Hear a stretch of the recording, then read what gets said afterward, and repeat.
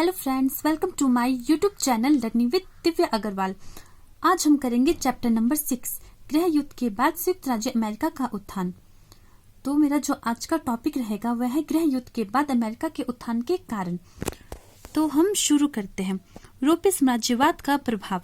18वीं सदी की औद्योगिक क्रांति के फलस्वरूप पश्चिमी यूरोप के औद्योगिक देशों की विदेशी मंडियों में अपने उत्पादन को बेचने की आवश्यकता अनुभव हुई।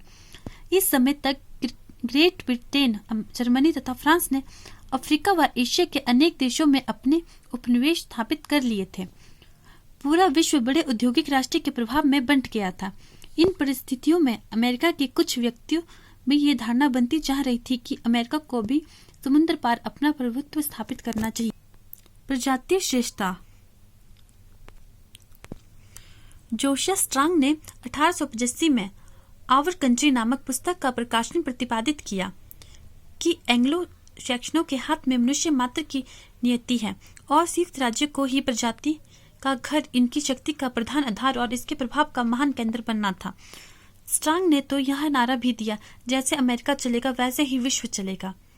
इस प्रकार अमेरिकन प्रजाति के लोग स्वयं को श्रेष्ठतम समझते हुए अन्य क्षेत्रों पर अपना अधिकार स्थापित करने के इच्छुक थे।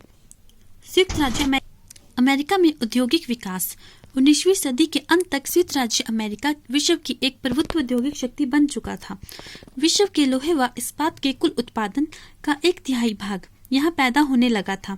वे तेल व प्राकृतिक गैस का भारी उत्पादन तथा उपभोग करता था। उसने उद्योगों के लगभग प्रत्येक क्षेत्र में विश्व के सभी देशों के पीछे छोड़ दिया था। अमेरिका का नौसैनिक शक्ति का विकास। 19वीं सदी के अंतिम दशकों में अमेरिका में नौसैनिक शक्ति के विस्तार को ध्यान देने शुरू किया। नौसैनिक शक्ति को सर्वाधिक महत्व अल्फ्रेड टी महान ने दिया। अमेरिका विश्व के प्रमुख नौसैनिक शक्तियों में 5वें स्थान पर और 1900 तक 3रे स्थान पर पहुंच गया। हस्तक्षेप का अधिकार। 1890 ईस्वी तक संयुक्त राष्ट्र अमेरिका विश्व की एक प्रमुख औद्योगिक तथा सैनिक शक्ति बन चुका था। अतः वे भी उपनिवेश के लिए यूरोपीय देशों में चल रही छीना झपटी की दौड़ में शामिल हो गया।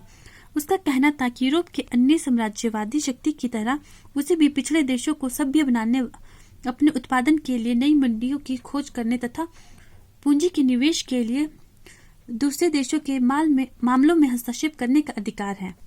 अब नेक्स्ट है नई मैनिफेस्ट डेस्टिनी। गृह युद्ध के बाद मैनिफेस्ट डेस्टिनी की साम्राज्यवादी व्याख्या जोर पकड़ रही थी। रिव्यू ऑफ रिव्यूज नामक पत्रिका ने मैनिफेस्ट डेस्टिनी और प्रशांत महासागरीय उपलब्धियों को जोरदार समर्थन किया। द लिटरेचर डाइजेस्ट ने अल्फ्रेड महान के लेखों और हवाई निरंकार गुरा तथा क्यूबा से संबंधित खबरों को बढ़ा चढ़ाकर प्रकाशित किया। द फॉर्म में प्रशांत महासागर से प्रभावित क्षेत्रों की स्थापना पर बल दिया गया। मुनरो का सिद्धांत। 1823 ईस्वी में अमेरिका के राष्ट्रपति ने मुनरो सिद्धांत की घोषणा की, जिसके अनुसार अमेरिकी महाद्वीप में यूरोपीय शक्ति को उपनिवेश स्थापित करने की अनुमति नहीं दी जाती थी। इसके साथ ही उनसे ये वचन दिया कि संयुक्त राज्य अमेरिका भी यूरोपीय शक्ति के मामलों में हस्तक्षेप नहीं करेगा। इसके फलस्वरूप यूरोपीय शक्ति का अमेरिका के महाद्वीपों में हस्तक्षेप बहुत कम हो गया। अमेरिका की ये नीति बाद में उसके उत्थान में बड़ी सहायक सिद्ध हुई। आज के लिए इतना ही। Thank you.